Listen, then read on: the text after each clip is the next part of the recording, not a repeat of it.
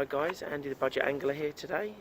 You'll see me in the shadow of the Olympic Park just behind me there. We're going to do a bit more urban lure fishing. This is, I think this is called the Bowback River, and it goes down, if you just look behind me, I don't know if you can see that, the exposure's a bit bad. You can see it goes down to the River Lee navigation, and then you can follow it up. There's a cycleway along there and that takes you into the Olympic Park. It's much colder than it was last week. We're about -1 last night, which is pretty cold for East London. There's a bit more colour in the water. It's very shallow at this point. I've never fished here before. I don't believe it's controlled by any of the River Lee angling clubs. I presume it's a Canal and Rivers Trust. I'm not sure if it's day ticket.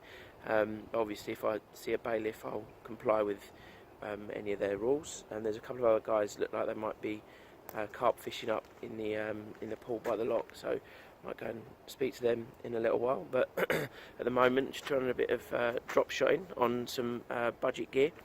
We've got a little, I'll try and show you this, little spinning rod, 1000 size reel, 12-pound braid going down to 6-pound fluorocarbon, got size 4 hook and a little micro shad from China.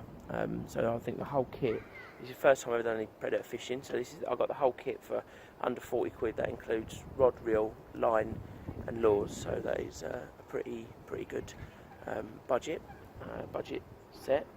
That's all available on Amazon, all Googleable. I get a lot of the gear from a website called joom.com, worth checking out. I'm not supported by them, they're not giving me any money or anything like that, so yeah, they're just real cheap stuff from China, but the soft plastics they sent over look really good and they're scented, so I'm using a black one today with some gold glitter, and it's aniseed scented, which is quite nice. So yeah, we'll have a bit of a cast and we'll see how I get on.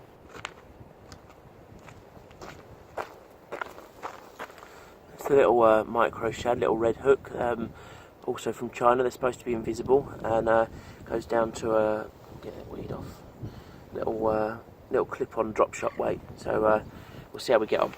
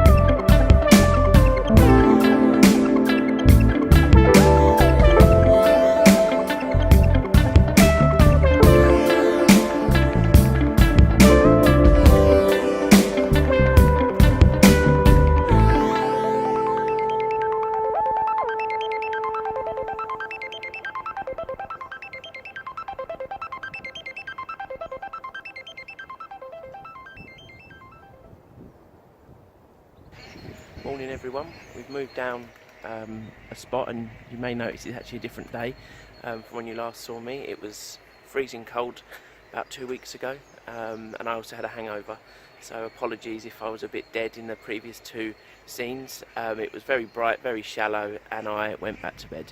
So we're going to have another go. We are just, I don't know if you can see behind me the where I was fishing earlier, and we're now, this is the lock at, I can't remember the name of this lock, it's Hackney Wick on the River Lee. The beast of the east has come through, so there's been no fishing for the last couple of weeks, what with the snow and the canals being frozen. So we'll see how we get on today. There's a bit more colour in the water, and I've also joined the River Lee Angling Club, which starts at Tottenham House, so seeing how we get on, we might have a go down there.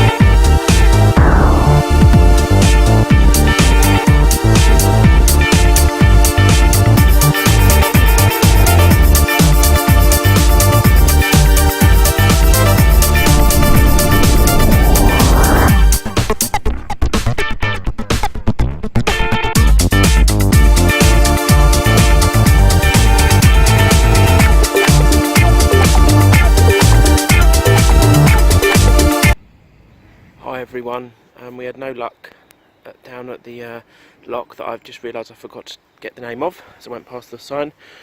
Was there for about an hour, did all along the walls and into the lock itself, where there's a lot more depth. I might have had one little nibble, but it could have just been a bit of bumping, something on the bottom of a can or something. I'm just showing you here pictures of the oil spill further up the Lee. This is at Clapton, so Lee Bridge Road is just there behind that white building, which is the Princess of Wales pub. You may have seen this on the London news if you're local. They're not sure where it's all come from. I mentioned in my last video that there was a slick, and I presume it's dregs that have flowed down slowly. I thought it was being cleared, but possibly not.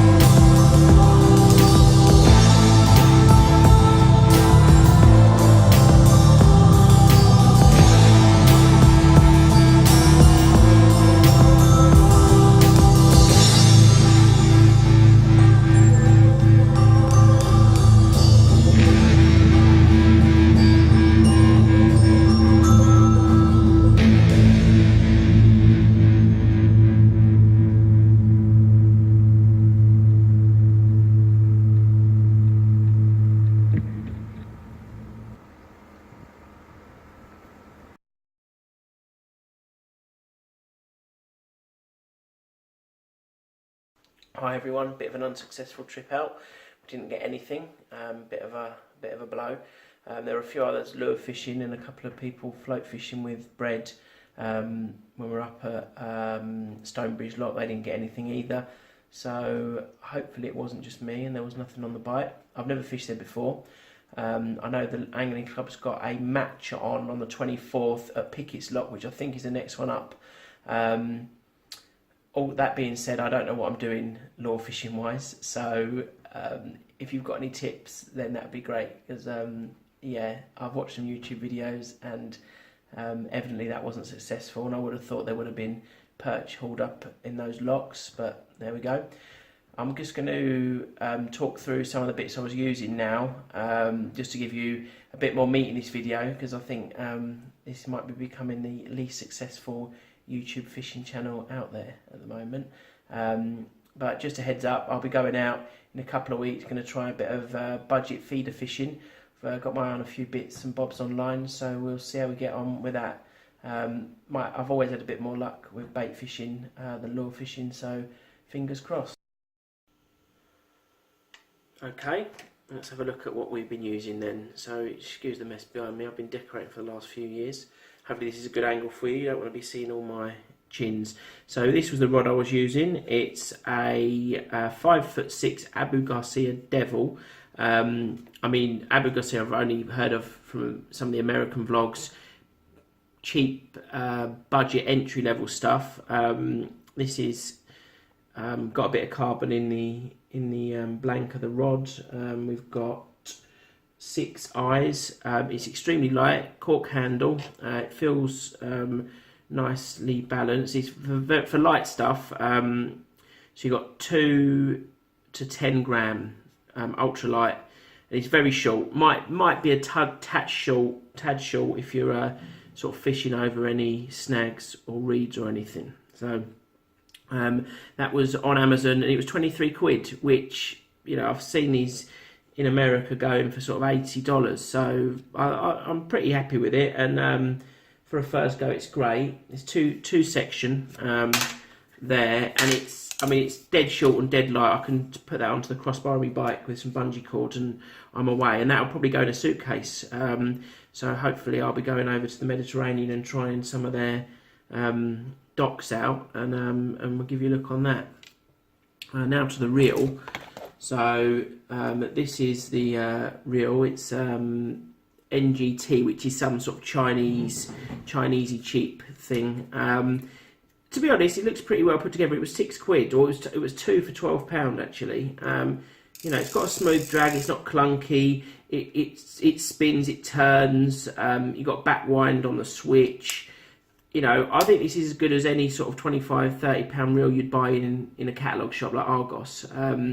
It's called a GKR 30, and yeah, I mean, I'm pretty happy with it, to be honest. It's nice and light. It's a 1000 size, not what you call a spinning reel, what the rear drag, but that's, you know, it works. And going through to the line on that, I think it's £15 yellow braid, and that was a budget braid as well. That was by Sea Night, and if you can see Sea Night there, I've never used braid before, to be honest. It's 4 strand. It's quite a loose sort of weave. I'm not sure if you can really pick that up, to be honest. It's not going to focus, but yeah, it's, you know, nice and strong, and the braids all stay together and stuff like that. It's not sort of bunching up or anything when I'm trying to knot it. Yeah, then going down to the business end from this, just with a uni knot, we've gone to this Trilene fluorocarbon at £6. So obviously the reason behind the no braid and no fluorocarbon is to be able to get a more sensitive feel to the rod tip. And to be honest, it was great. I've, you know, never really done anything like that, and bumping it along the bottom, you could feel every little bump and see it in the rod tip, and so that was really nice. And there's no stretch in the line, so from that point of view, it was great. So on to the business end. I was using these Affish lures. These were £1 for 15, and they are micro shads. This is the purple. They have got a colour and everything on the website. It's from the June. They come in a really professional looking packet. This is the kind of thing you see in bait shops. I'm not aware of the brand, but then I'm not really into this style of fishing. They seem to have a good movement. These ones are scented. They smell. I think these ones said they were meat scented, but they. I'm trying to get this to focus, but I don't think it will. It might do.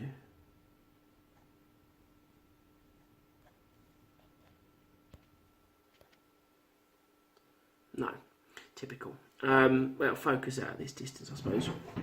Quite sensitive tip. Might be better for jigging rather than drop shotting, because you know you want to get the movement through the water to get this tail to paddle.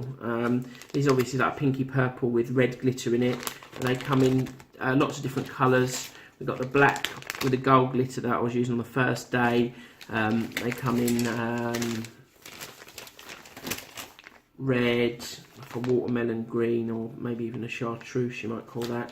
Dark green with red glitter. These are all different scents. I've gone for a range for £1. I thought, you know what, try it. Try some colours. Little gold one there with red glitter. I'm hoping when the weather warms up and I can actually develop some skills in this, we might see some action. And another one I was trying, again from the Affish, with these sort of worm things with a flame tail. I'll show you one. They're much longer. They're not. They are still probably a micro thing. It's got a fairly rigid sort of body, and then these ribs there, which will make a nice vibration in the water. You've got the flame tail, which really fluttered. Quite a bit of stretch on it. They really did flutter in the water. So I think that will definitely attract fish. I might try this up in the Norfolk Broads. Might mimic a small eel. Or something like that. So yeah, very good. I was pleased with the action. Admittedly, they're unproven because we haven't caught anything, but we shall see. Onto the hooks. I was using these Kamatsu drop shot hooks, size 4. They're red because, well, so I've read on the internet, is red hooks are invisible to fish underwater. So that's quite interesting. They're drop shot, because I don't know if you can see that at all, to be honest, but the actual eye is slightly bent backwards, so when you tie it on you get a nice presentation with the hook facing up, which you would have seen previously in the video, and that's just to give you a presentation when you drop shotting. I mean, I'm not an expert in this. I'm giving you this second hand as I've read it off the internet, so we shall see. But this is the stuff I was using. Never been one to resist a bargain. This was £3 on Jim. I mean, it's, you know, for the split shot hooks and swivels, it's probably worth that. It's a nice little sprung open case. It's got various bits and bobs in there. If anyone can tell me what some of these little things do, some cord there. There's some rubber stops and stuff, but yeah, obviously the beads for attracting fish, they're line stops. But some of it look a bit specific, so yeah, let me know. That was another £3 little case. That just for the case, it seems pretty good for sundry stuff. Well, thanks for watching, guys. Hopefully you found some parts of the video useful, if not amazingly entertaining. Like I said, I'm going out in a couple of weeks, and I will actually catch some fish for you. In the meantime, if you want to know anything, just drop us a comment.